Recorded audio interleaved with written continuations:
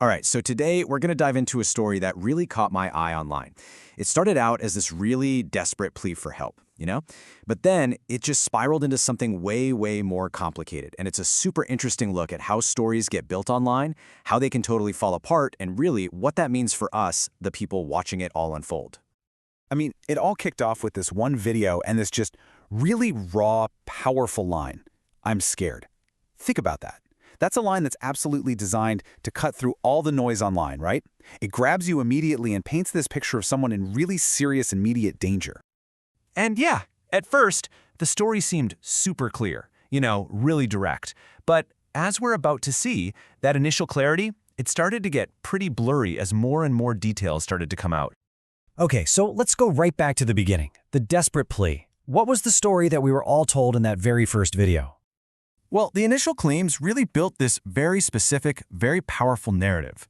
The speaker was using words like toxic and unsafe. She even reinforced how dangerous it was by saying she'd already been in a battered woman's shelter twice. So the goal seemed really clear: raise money to get out of there with her dog and, to break the taboo of abuse.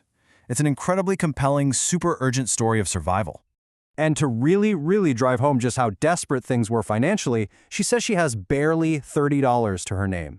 Just that one number, right? It makes the need for help feel incredibly real, like right now. But of course, the story didn't stop with that first video. Nope. As updates started to pop up, that simple, urgent narrative, well, it started to get a lot more complicated. So 2 more videos showed up. The first one was just a quick update, kind of talking about what happened right after her plea went out. But the second one, that was a much longer, way more detailed story time video, and that's the one that added a ton of new context. So in these updates, we start hearing about all these new problems. A trip to the bank goes wrong. Then, someone apparently leaks the GoFundMe to her husband, which makes things even more hostile. She even ends up in a shelter for a night. But honestly, the biggest shift comes from the context she gives in that long storytime video. Okay, and this is where it gets really, really fascinating. Because when you put the story from that initial plea right next to the details from her later story, you get 2 completely different pictures of the exact same life.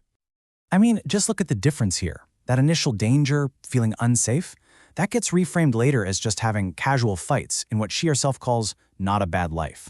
The claim of being completely broke, well, that gets kind of complicated when she mentions having all of this valuable tech gear. And fleeing abuse is later described as just a comfort sacrifice. I mean, these aren't small tweaks, right? These are 2 fundamentally different versions of the same situation. So, how do we make sense of this? How do you square these 2 stories? Well, to do that, we have to look at not just the story itself, but how the storyteller actually tried to justify these changes. And that really is the central question here, isn't it? Why would you ask for help to escape a life that you then turn around and describe as pretty good? It seems like she even realized this was a contradiction, and she did try to explain it. Now, to really get what she was trying to do, it helps to know a term, non sequitur. It's basically a logical fallacy. It's when a conclusion or a statement just doesn't logically follow from what was said before it. It's a total jump in logic. And here it is in her own words. This is how she tried to explain it away. The argument she's making is basically, because I have a comfortable life with everything I want, I must be telling the truth about needing to leave.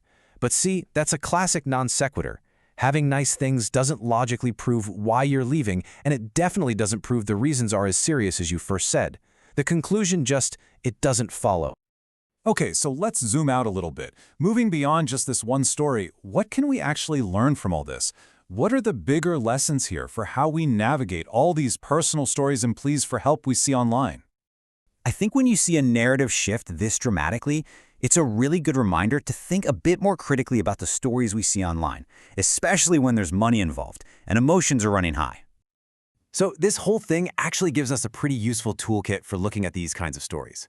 First up, always analyze the framing. Ask yourself, is this story being presented in a way to get the biggest emotional reaction out of me? Second, track the details. As the story gets longer, keep an eye out for things that just don't add up or contradict the first version. And finally, and this is a big one, always recognize that things are probably more complicated. Real life is messy, It's almost never as black and white as a 60-second video. And all of this really leaves us with one last big question.